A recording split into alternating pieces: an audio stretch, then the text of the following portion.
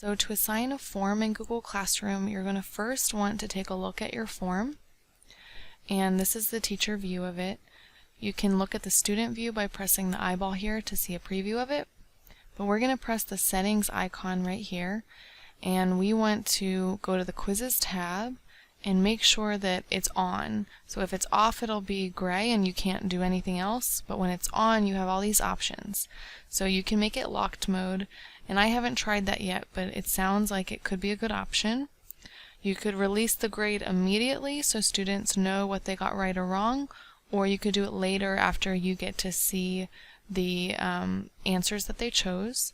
And then you get to choose after the student submits, can they see their missed questions, can they see their correct answers, and can they see their point values. So I usually leave out the point values, but I'll have these two on. And then you'll press save. So when your form is ready to go, you can go back to your classroom and you'll go to the classwork tab, and you're going to press create an assignment. If you press quiz assignment, it'll create a whole new quiz for you, but we already have this quiz finished, so we're going to use this one.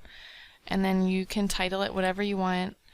I'll do 1A preview basics of place value, and then you press add at the bottom. We're going to add from our Google Drive, and it should show up in my recents, so I'll press that, and I'll press insert. And then I have a couple things. So I can press right here, that'll enable the locked mode on Chromebooks if I want that. And this is really important down here. It says classrooms can import grades for assignments. Grade importing automatically limits each form to one response per user and collects their email addresses, and it restricts responses to users in your domain. So only your students that are a part of your school district are going to be able to complete this form, and then once it's completed, all of their grades will go into your Google Classroom, which is really cool. So you want to make sure that this grade importing is on, and then you can choose to assign it to all your students, or all the names of your students will show up under here. I just don't have any. Or you can uncheck that to only have it be a couple of your students. So maybe some of your students are working ahead of the other ones.